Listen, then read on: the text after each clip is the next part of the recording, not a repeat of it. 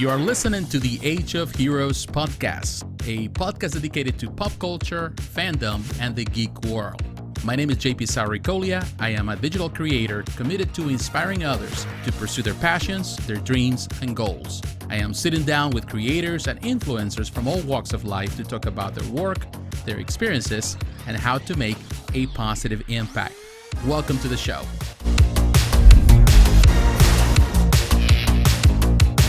Hey guys, how you doing? JP Sarricolea here, and welcome again to another episode, this week's episode of Age of Heroes, this podcast.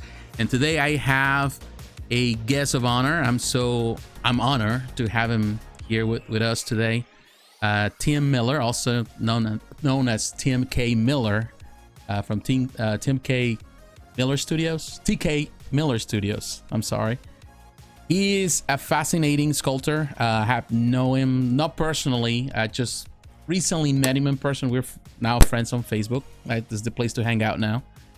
But I admire his work. I admire his work since I saw the stuff he was doing with SciShow back in the day.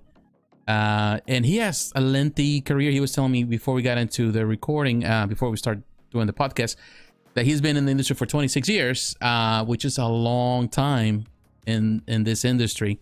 But he's been working with some of the biggest companies, McFarlane Toys, SciShow Collectible, has done stuff with Bowen Designs, is DC Collectible, this is Direct. Most recently, he was working with, I'm not sure if he's still working with them, but Super 7. So he's been working with a lot of companies, so many, and he's super talented, one of the best sculptors in my opinion that I've met probably in the last 20 years. His work is amazing, particularly the stuff that he does for, I think he's been known for the stuff he does for female bodies, women, all stuff. He's amazing doing that. But he has done stuff across the board, with Lord of the Rings, stuff for Star Wars, Marvel, DC, so you name it. Welcome to the show, Tim. How are you today?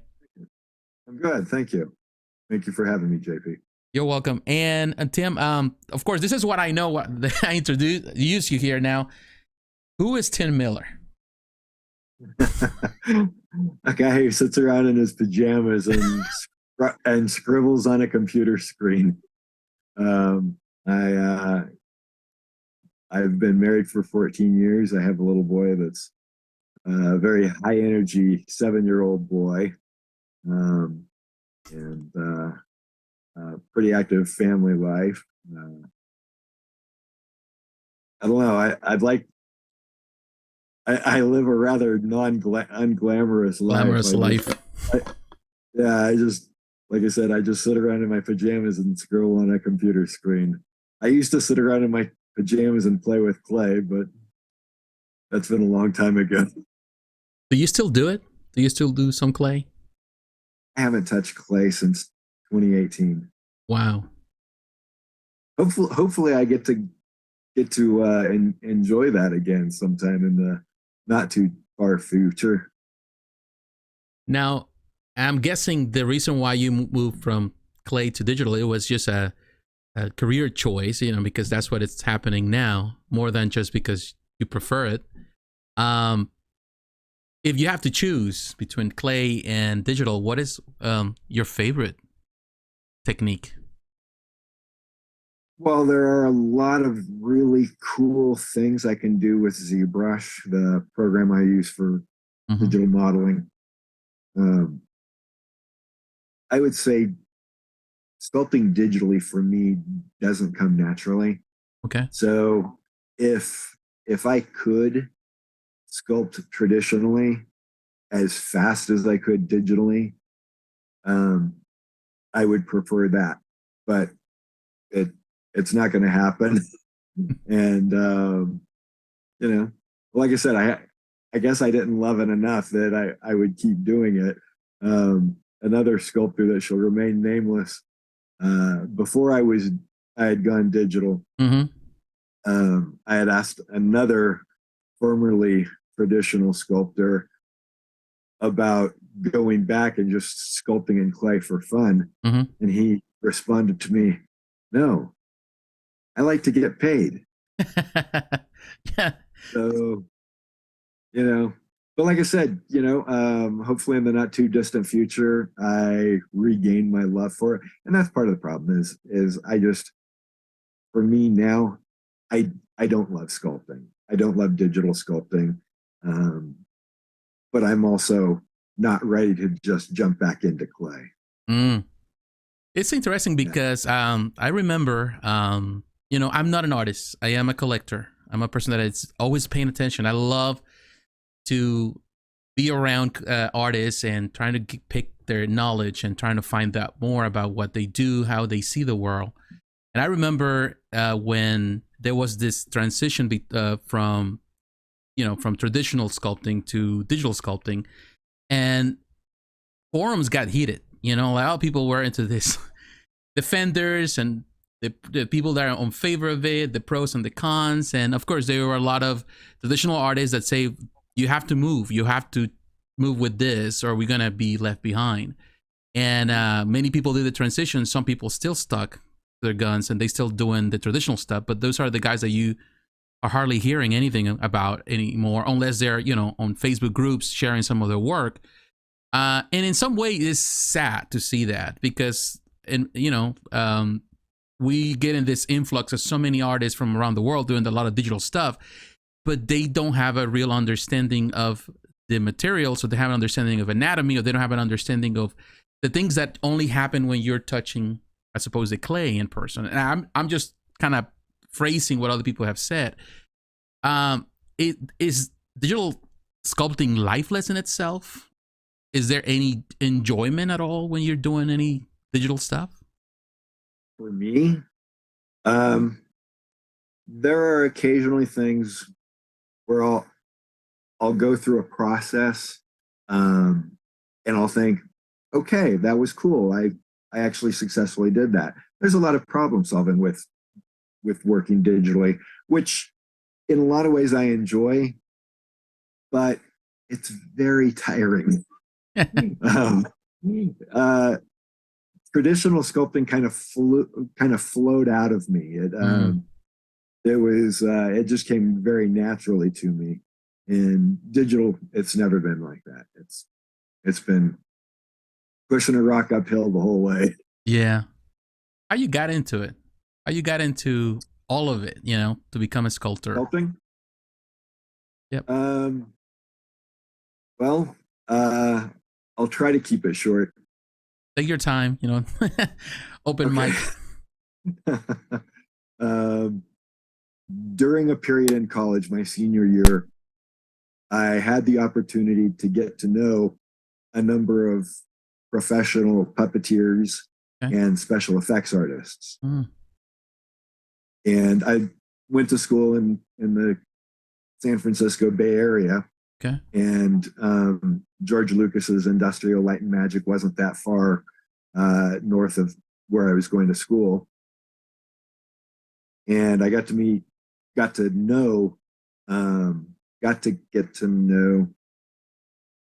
I became real good friends with a few special effects artists from ILM, and then a few professional puppeteers that were doing stuff for TV and film. And I was pre-med at the time. I figured I would take a couple of years off from my studies after I graduated, and at some point study for medical school again. And I started hanging around with these people, and thought it looked really cool, and picked up some clay one day and tried to do something with it, and it didn't come out half bad. And one of the guys from ILM took a look at it and he said, "Wow, that's really good. You didn't do that, did you?" And I said, "Yeah, I did." And he didn't believe me. So one thing led to another, and I ended up working for a small special effects company that also doubled as a sculpting house. They worked on a lot of toys. Okay.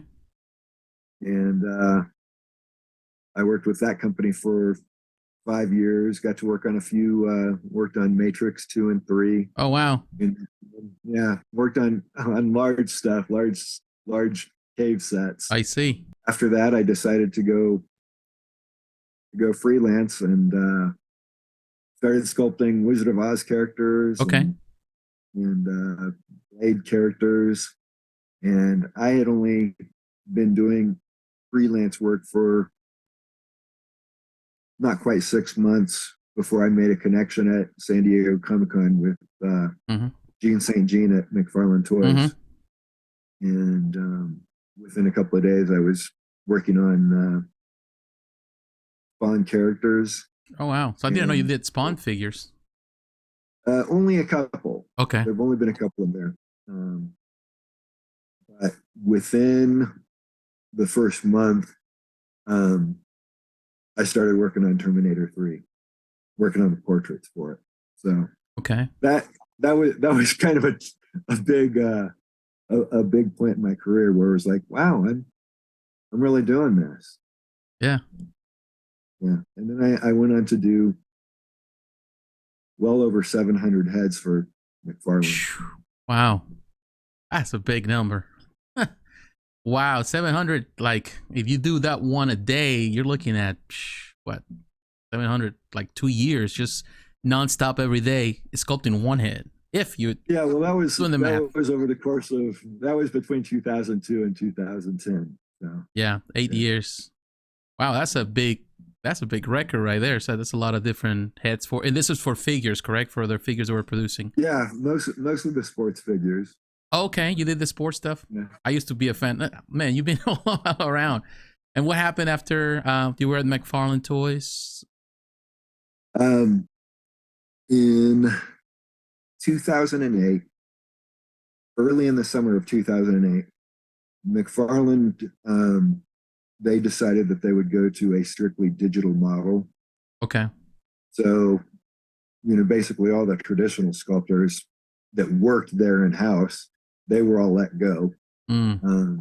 I was one of the only freelancers that still worked with them, but my workload cut into about a third overnight.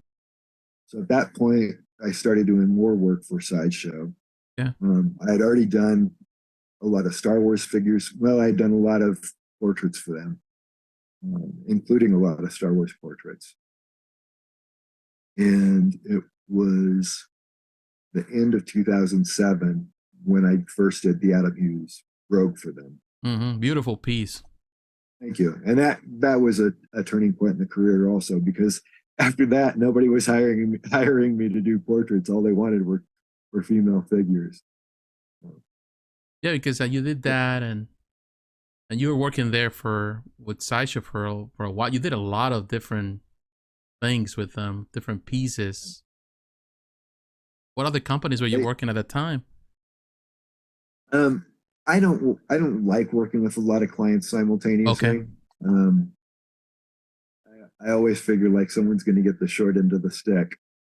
Sure. So during the time that McFarlane and Sideshow worked, I worked with them simultaneously for a while. And then I worked with Sideshow and DC simultaneously for a while. Okay. And then I just got so busy with DC that Sideshow just kind of fell along the wayside. Yeah, because and you did work at some point did some stuff for also with Bowen Designs. Yep. But I think the biggest, most people, of course, those who have been here for quite some time, like people like myself, they might remember, of course, the Adam Hughes line. They remember those lines. But I think the one that, for a lot of people, put you on the map was when you were working with DC Collectibles, particularly on the DC Bombshells line. You were a big part of that. Were you the art director for that particular line, or just the sculptor? No. Funny enough, I've never really gotten to art direct my own pieces. Okay. Outside of the times that I've had people working in house for me, but no. With the Bombshells, I was strictly the hands-on guy. Those were almost all designed by Aunt Lucia. Yeah. And yeah. I remember that. And then Emanuela Lupacino. She's gonna kill me. But they were almost all exclusively art directed by Brian Walters. Okay. So how was your experience, particularly with the DC Bombshells? Because I remember when this line came out, and of course, one thing I remember about DC, unfortunately now defunct. Although I see that now it's just a comeback, through McFarlane Toys. They're doing some stuff together. But I remember that when they, one thing I can admire about DC Collectibles was the fact that they were always experimenting with new ideas. And one of them was, of course, the DC Bombshells. In my mind, I'm thinking when this is coming out, this is not going to be big. This is going to be another experiment. It's going to maybe last a few pieces and it's done and they move to the next thing. But it kept going along for quite some time. It became very popular. There were a lot of cons where even a lot of people were cosplaying, based on the art that was there. What do you think about that? Was that one favorite of yours? One of the stuff that you have done, the DC Bombshells? You love doing that? As far as a line altogether, it's hard to compare with say the Adam Hughes line that I was working on with Sideshow. They're stylistically they're very different. Yeah. Which is your favorite child? What is that? Sophie's Choice? Yeah. I honestly don't know. Yeah, I really don't know. Because there are pieces in the Adam Hughes stuff that I did that I really liked, and there are pieces probably the Bombshells. Yeah, because now when I look at the Adam Hughes stuff, except for the Laura Croft stuff, anytime I look at the Adam Hughes stuff, I always see the things that I don't like about pieces. And the thing is this, you seeing it from the perspective as an artist, you're critical of your art because you're the one that did it. But for us, I was going through, of course, I do my homework before I do any interviews. So I was going through a lot of things because I was saying, like, if I'm going to interview Tim Miller, I don't want to waste his time asking stupid questions. I want to be, I'm going to go into detail. Ask a stupid question. Yeah. So, I went and started going, like yesterday I was reading different blogs. I was looking for interviews that they had about you and things like that. And I was going through all this stuff and looking at all the stuff that you have done over the years. And I still can see a lot of the art that you did, particularly with the Adam Hughes collection. There's been quite some time. But in my mind, of course, I am a collector. I'm not an expert. I don't have your expertise. I'm not an artist. So I'm not seeing what you're seeing. But to me, it's like I look at those pieces and to me, they're still timeless. I can still see how beautiful, like, they stand up to some of the best things that are coming out now, which really is a testament of your work and what you did. But of course, I'm seeing it as a person that is, as a consumer, not as a producer or as a person that is involved in the process. And are you really critical of your work? I can see as an artist. Do you constantly criticize everything you do? Yeah, absolutely. Sometimes to the point where it's it can be a hindrance. Okay. Yeah. Like I said, I can't divorce myself from the work enough to, like, it's, the older I get, the easier it is to lose my objectivity. So, yeah, and digitally it's even more challenging. Yeah, it's translating a 3D object through a two-dimensional surface, and then only seeing the fault in it. It's a challenge. I'm sure. Now, as you mentioned this, and this is like you said, and you said earlier, it's hard to pick, like you have to choose between who is your best child. We all have our favorites, even though sometimes we don't express it that way. And I know you have done so much work. What is, and you kind of mentioned something about DC Bombshells, but what is your favorite work that, whatever you have done until this point, what is the work that you take more pride because you did it? What is the one that makes you so happy to look at? From all the pieces, and you have done hundreds, whether it's portraits, statues, is there anything that you feel so proud of that you were able to accomplish it? Um, I did. I got to work with Thomas Blackshear on a few pieces. Okay. Um, Tom, let's see, Mark Newman Mm-hmm. worked on Thomas's Ebony Visions line for a number of years through Mm-hmm. Willits, and then I worked on two of the pieces in the line for Willits and Lennox. Mm-hmm. And one of the pieces was an angel holding, I think they call the type of horn a shafar. Okay. It's a type of horn that kind of wraps around like this, Mm-hmm. and I'm not sure. I think it's used in certain religious ceremonies. Okay. Uh, so it's an angel sitting on top of a pedestal, um, with with these flowing robes hanging down, and it's probably my most favorite. And that was for the Ebony Visions line for Thomas Blackshear. Mm. He's a great guy. We're still friends.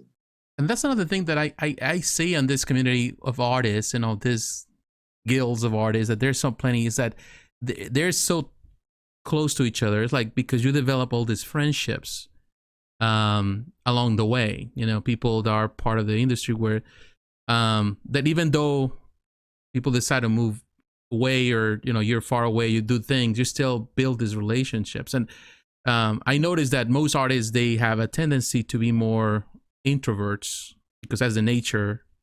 And definitely is the only way you can keep your sanity, you know, being away from the world, be able to concentrate on something, to build something.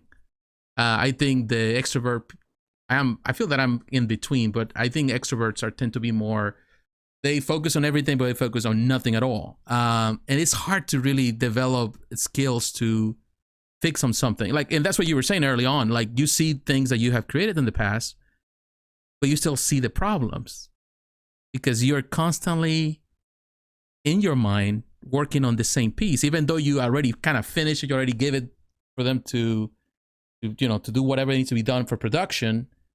You still have that in your mind. You're still building that. You're still trying to find the imperfection so you can perfect your art.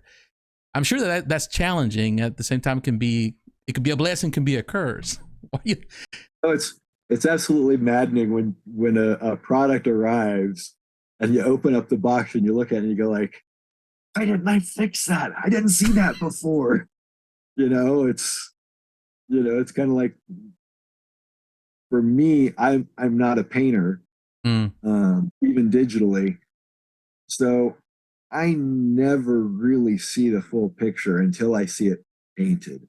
Okay. And as a collector, you know that oftentimes the images that are put online for pre-orders, you're seeing the prototype, and the prototype ends up looking oftentimes very different from the product once you get it in hand. And usually it's been my experience that the stuff that doesn't quite look completely right in sculpture and the prototype is going to end up looking 100 times worse in the final product. It's going to accentuate it. And I know that for most people, it probably isn't like that. Most people probably don't notice at all. But myself, is the one that spends so much time in the clay or the wax or digitally. I've spent so much time with it, and I think that I've got it perfect. And then to have it arrive and like, oh, that nose looks awful. So, and I have one piece that I'll never ever display, because as beautiful as it is, the nose on it is awful. Oh, wow. So you have some of your work that you just simply decide just to keep in the box because you're just not happy with it. Wow, that's something. Yeah, it's interesting to see that, to hear it from you, definitely. Because I'm just a consumer, at the end of the day, I just want the final product. And sometimes just the name attached to it means a lot to a lot of collectors, because a lot of, oh, this is coming from Tim Miller, or this is from Mark Newman. Oh, this is going to be good. So we're looking at just the name attached to it. We're not critical because first of all, we didn't build it. We everything we see is perfection. But you on the opposite side, as the creator, you're looking at your creation and saying, well, it could have been done better. I could have done this in a different way. It's something that I necessarily, I never really thought until you mentioned it the way you're mentioning it. I feel like, okay, that makes total sense. You think that there's also attached to some level of insecurity from artists? For me, if it stems from insecurity, it wouldn't be a big surprise. Okay. I've always been very insecure about my work. Okay. Me, I probably shouldn't say that. I think there was a time in my career very early on where it wasn't insecure as much. I wasn't insecure, but I definitely had some hubris. Mm-hmm.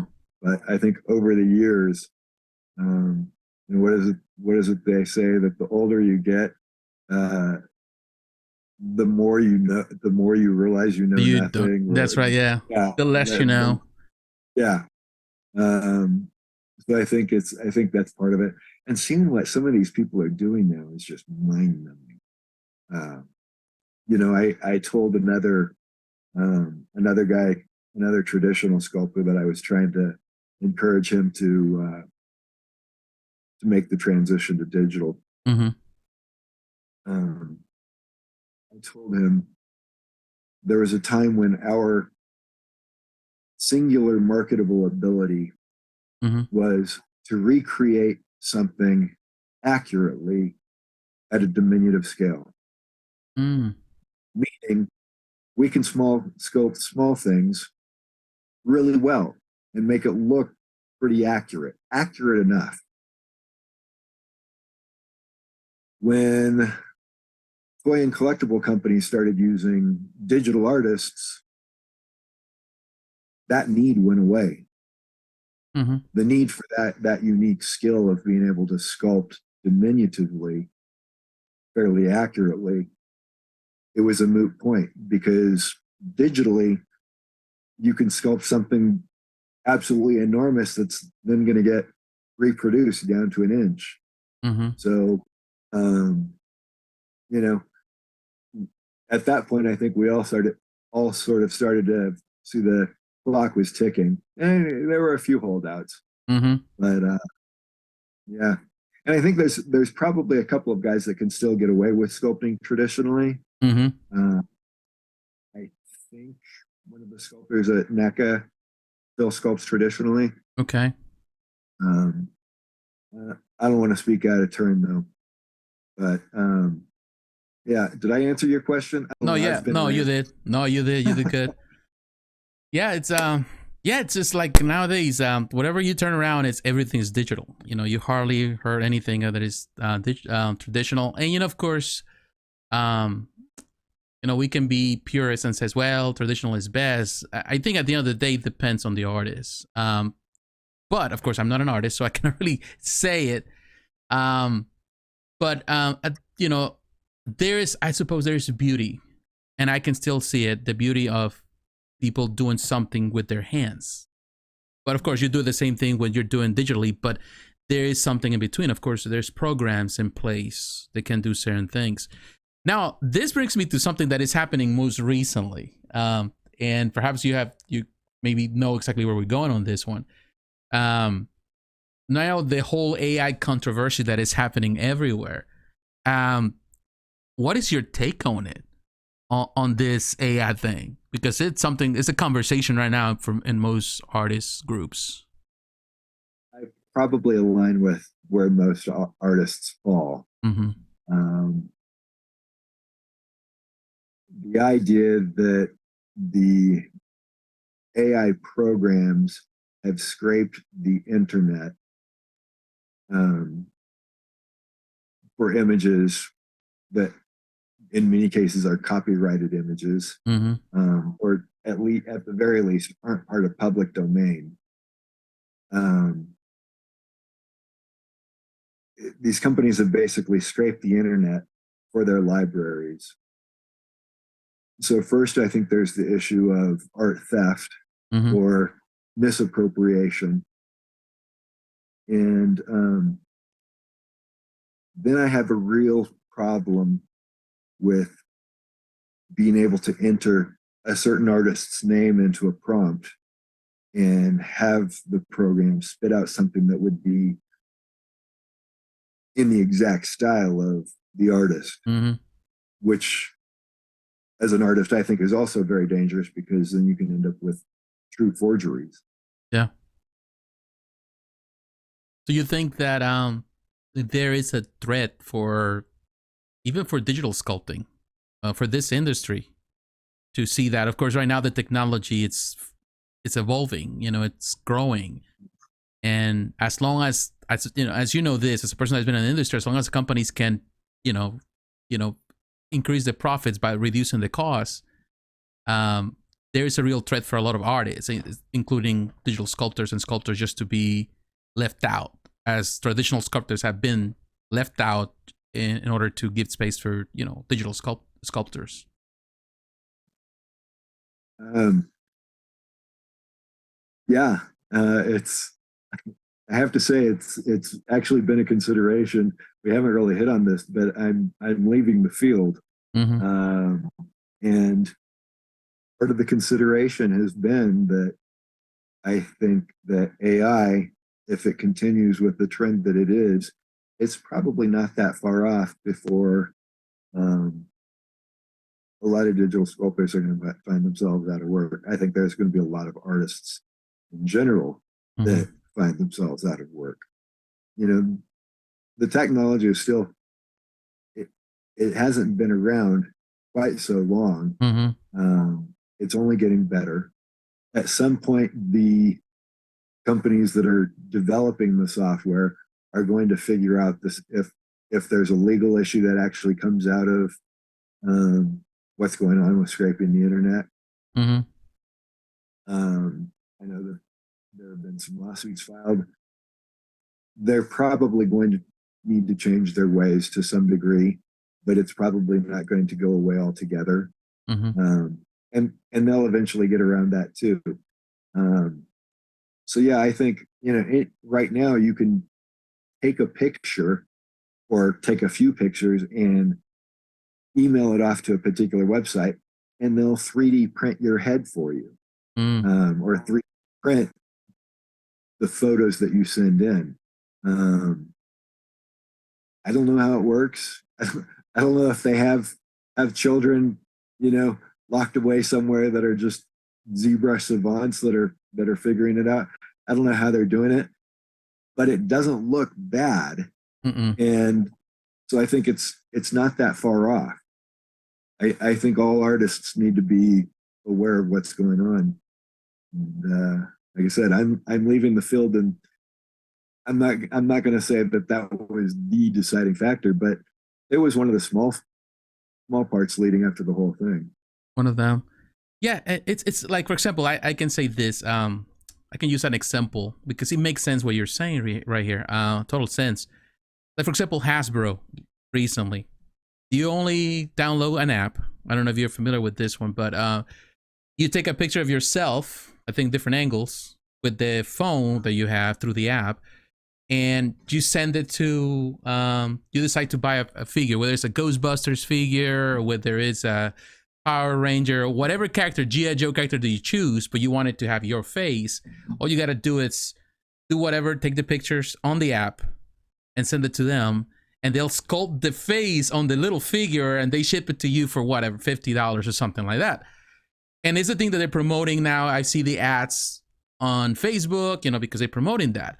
So technically, this takes away from you, because back in the day, if you want to have a sculptor, like you said, you started doing portraits. You have to have a real sculptor doing the portrait. Now everything is through the AI, through this app, and they can mass produce whatever needs to be done. So it's like you said, it's so close to us that we don't even see it. It is really, it's taken away from people like you. It's taking your livelihood, it's just taking your job. So it's leaving you in a really tight spot, which in my mind is also taking away some of that quality and value that you were able to provide as an artist, because there are things that are irreplaceable in my mind. Nobody can replace what Da Vinci did, and I don't think nobody can replace what Tim Miller has done over the years. And not only you, but so many artists that are involved with the K brothers, the Sharp brothers, or the Shiflett brothers, or so many other artists in the industry, that they have done such amazing work that you might be able to come closer. But you said, but this is not the real thing. This is not the authentic piece coming from you, from the people like you. I don't know if you were aware of that the Hazard was doing that. I wasn't, no, and that's mind blowing. See, it's happening already. Yeah. Even early on in my career, when I first started doing stuff for McFarlane, some of the work that I was doing as far as being one of their main portrait sculptors, they would occasionally scan people's faces, and then they would ship me the scan, and I would clean up the scan. Usually it meant a lot of resculpting on these. There was a lot of distortion, and then you have to account for like how much the thing is going to shrink in manufacturing. But it definitely needed a set of hands on it. But I never felt like, oh, this is going to completely replace us, because there's still a lot of hands-on work. Mm-hmm. I think the technology is getting, with what we're seeing now with the new technologies, it's just getting more and more sophisticated. And, people are turning out some real, I'm not a fan of AI art, but people are turning out some really cool stuff with it.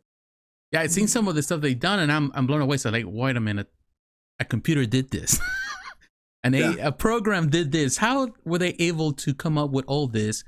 Which, and sadly, it brings, like, any person that has no talent.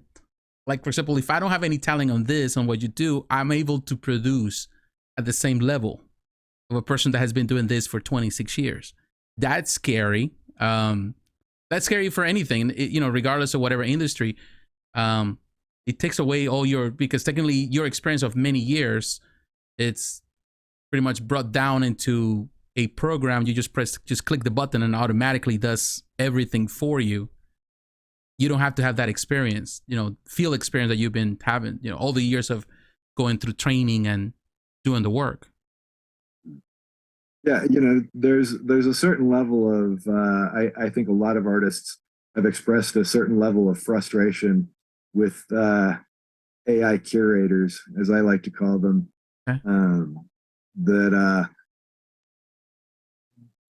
That people have come across AI like, oh, look, it's so easy, and look, we're great artists now. And by and large, most of the artist community has taken a stance of, wait a minute, no, you typed in some stuff. It's not the same as devoting your life to learning a skill or a craft. But that being said, as far as, like I said, I've seen some amazing stuff. To me now, I've become so jaded in this that I was looking at Instagram the other day, and there was a series of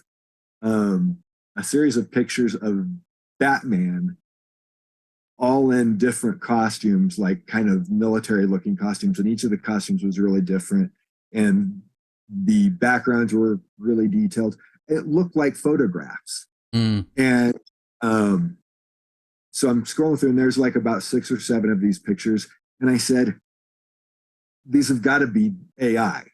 There's no way that someone sat down and created all these costumes and took all these pictures, or someone sat down and sculpted all these different characters in ZBrush. It was like, it's too perfect. It must be AI. What a crazy concept now that it's already so invaded our art psyche, what we're thinking about in terms of the art world. It's so invaded that space that the first thing that comes to my mind when I see something that's really looking spectacular, that I don't know, maybe took somebody 6 months to do all these this amazing imagery between ZBrush and Substance Painter and Maya for render Arnold, or whatever. Someone could have really put in this time, but I immediately pass it off as, no, someone couldn't have put in that much work on this. It must be AI. That's crazy. Yeah, it is crazy. Now, so do you think, as we're going as the pretty much as the speed we're going with this, do you think traditional sculpting, traditional art as a whole, is at risk of dying out, becoming something obsolete that people are not caring anymore to go to art school just because of that? Or taking anything that has to do with traditional art just because now they feel that, oh, AI is the thing, so I need to get into that train? I don't think AI is going to replace traditional art as far as fine art is considered. Okay. I think in terms of commercial art, yeah, there's a strong possibility. I mean, it's almost already replaced traditional art in terms of commercial arts, unless it's someone's niche. I mean, you've got artists that are known for a particular medium, and they're big enough artists that they're not going to get replaced. But by and large, I think for most traditional art, it's going to end up falling mostly to fine art in that space. So if you have to say anything, like, let's say, because I'm sure that whoever is watching or listening, there are a lot of people that, particularly I would say young people, who are interested into getting into this industry or getting into the art. They want to express themselves through the different, art styles there is, or whatever. They want to get into it, but there's so much misinformation or so many mixed messages going around, but they want to get into it. What would be your recommendation to them, to these young people that want to get into this? They want to get into art? Yeah. Well, I'm probably the wrong person to ask since I'm in the field. I'd say go get a degree in accounting. No, I didn't come into it in a traditional manner. I majored in biology in school. Like the only art class I took in art after junior high school was in college. It was a total fluff class, and it was woodblock printmaking. And I'm not joking. The instructor spent about 20 minutes of the very first class session explaining how to use the tools and how to basically do it. It was a fairly simple process. He spent about 20 minutes, sort of explaining this and demonstrating it, and then said, "Go have fun for the rest of the semester." So it wasn't like we weren't talking about color theory or composition or anything like that, lighting. We were just playing. So I never studied art. It just kind of came naturally to me when I started pursuing it. Do you have? We all have our heroes. We all have the people who we admire in anything we do. But are there any person that they were your mentors, I imagine, at the beginning, but also the people that you're looking up to when you were doing your work, and you still up to this day you look up to? The person I learned the most from in terms of sculpting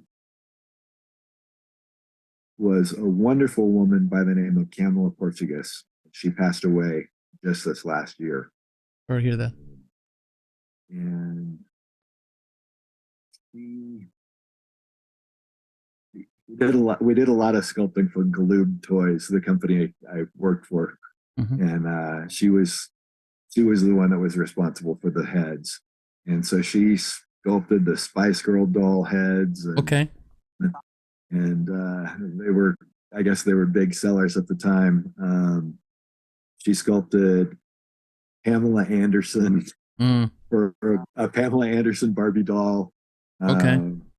I'm not joking. Um, all kinds of fun stuff. But we did a lot of educational toys. But I picked up a lot from her, and a lot of times there wasn't so much me sitting down. A lot of it was me sitting down and just watching her and having her explain her process. And so as far as my introduction to sculpting, she was the most responsible for that. And I probably would say I looked up to her the most. Mm-hmm. Are there someone you guys have never heard of? No, but it's good. Sometimes, like you said, the people that sometimes do the most impact in our lives are people that introduce us into something might be unfamous for other people, but they're the ones that impacted us to do what we do. Now, as a person now that you're doing this, and of course you have plenty of experience, but there's a lot of artists doing stuff still that they are involved in the industry. Are there any artists that you admire and sometimes you feel envious, but not in that bad way, but in a good way because of the stuff they do? Are you looking at some new artists, young artists that they're doing amazing stuff? Who are your favorite artists at the moment?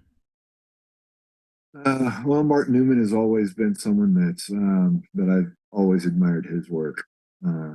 Everything from his stuff for the Ebony Visions line for Thomas Blackshear. Mm-hmm. If you haven't seen it, if you haven't ever seen any of Mark's old stuff, I encourage you to look it up. Again, it's Ebony Visions. I've always looked up to Mark's work. He's an amazing artist and a super nice guy.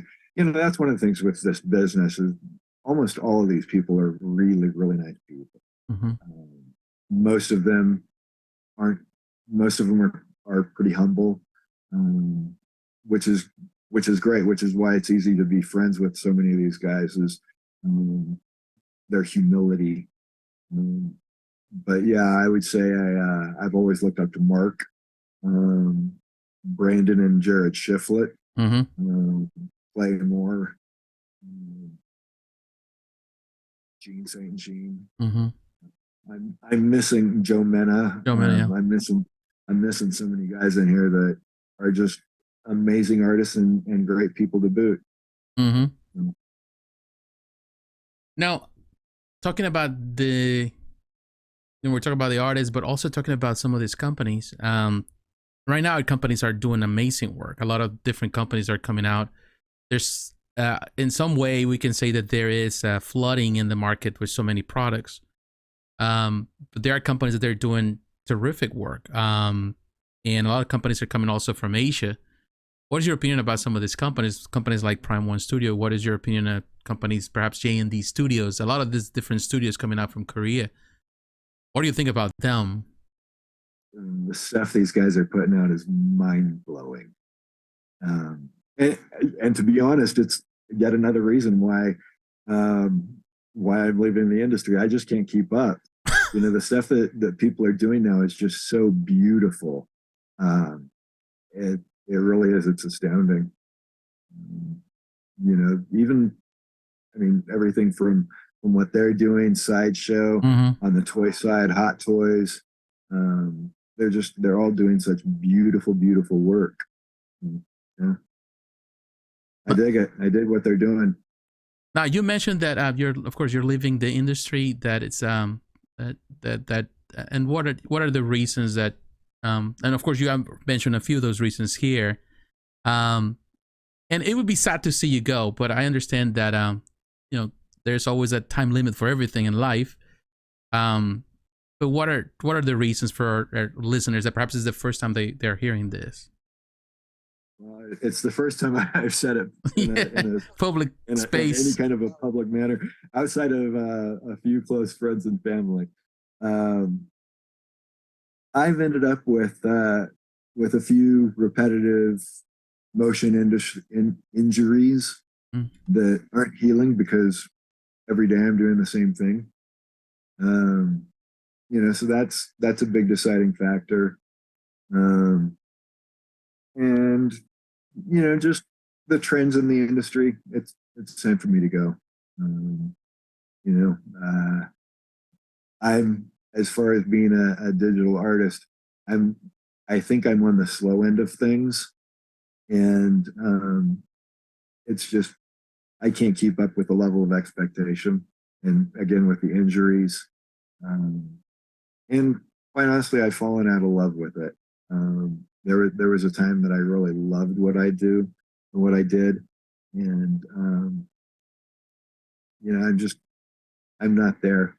I'm not there anymore. And hopefully, after I take some time off, maybe I'll come back and do some fine art work. I doubt that I'll ever return to the industry.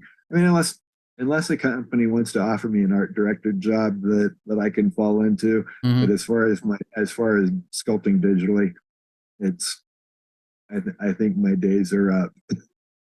So in this way, in some way, you're trying to perhaps, like you say, you need to take a break for your own good, for your health, for your sanity, and your family's sanity at the same time. But also just perhaps to rekindle that passion at some point, but not come, like you said, not come back to the same degree of commitment that you had all these years, because I'm sure it's a commitment, it's for the long haul, and I'm sure it takes a toll, and this is the thing, because I talked to many artists, friends, and I have a couple also people that are coming to the podcast, and it seems to be the recurring theme that, it comes to a point where you're kind of get, like you said, jaded, retire, sometimes to give it a rest, try something new and different. Now, if you were not yeah, you burn out, something that I think we all experience in life, we experience even in the secular work and any type of job we do, and we find something else. But sometimes we think that artists are like the little hobbits and the little, trapped in the little place doing stuff nonstop, working in the Santa shop. But you're human, I'm sure you have other dreams. Like, now that you're taking this time to really, for your own health and for a lot of things in your life, or reasons, is anything that you want to do during this time? As far as a second career, hopefully something meaningful. Okay. I kind of feel like, and I don't know if this is probably just me and my, my ever more laying just guilt on myself for this, that, and the other. I feel like I want to do something socially redeeming. So that might be teaching. That might be doing some kind of charitable or social work, working for a nonprofit, something like that. That would be great. Hopefully, you never know. Like I said, if someone wants to offer me an art director job that I can just telecommute with, that would be great too. But I don't see that happening. Well, I want to say, Tim, I thank you for your time. I admire your work. I have done whatever decision you make. Another thing that I didn't mention early on, something that I really like about you, you post a lot of memes on Facebook. A lot of crazy memes that make me laugh throughout the day. There's some really clever ones. And it's like every time I'm scrolling through Facebook, like in any day, you go to work, you do the things that you got to do. Sometimes are hard days, and I deal particularly with clients, with customers, with a lot of things. So some days are just not that good. And all of a sudden I go to Facebook, like most people, just scroll, and then you see something that is funny, make your day. And you've been there doing that. Also, I know that you are a man of faith with your family, and you have expressed that, which is something that is good to have, something that is surprising. I'm a Christian as well, and sometimes it's hard to see in this industry that that there's a spiritual need for people to share, more than just the work or the art, but also to share have meaningful conversations, with others, and really building those relationships. I will tell you, like I was talking to a friend yesterday. It's not all about just the plastic that we built and that we share, or we build these collections, but it's about building those relationships, those bridges with people. And I think that's the most important part. Is I can treasure from the time that I've been here. It's not necessarily the memories of the collectibles that I collected over the years, but mostly the people that I've met over the years. People like you, people involved in the industry, but also collectors. I think that's in the end the message of it, to build those bridges, and I want to say thank you for the years that you have done this work. I don't know what the future says, what brings. The future is always unwritten. So, but so far you have brought a lot of joy to my life with your work over the years. There were times that I didn't even know who the sculptor was until later, and it was you. So I've seen your work and I've seen it in person, and it had brings so much joy in some of the darkest moments of my life too. So I want to say thank you for what you have done. Thank you for saying that. All right, Tim. Any last words you want to share before we go? Any advice to anyone that wants to be part of this industry and they're looking up to you and they say, well, I want to be like Tim Miller. Any advice that you want to share? Be ready to sacrifice. If this is what you want, you just have to know you've got to be willing to sacrifice. Work harder than everybody else. But more than anything, be kind. All right, Tim. I want to say thank you from the bottom of my heart once again. Thank you for taking the time. We'll be praying for you. I'll be praying for you and your family, for your recovery too, and for everything to go well. So, yeah, you can come over here and say hi really quick. Hey. Say hi to everybody. Hello. This is my real work in progress. This is Henry. All right, we're saying goodbye. Bye-bye. All right, thank you, Tim. Thank you for having me, JP. You're welcome. God bless you. You as well.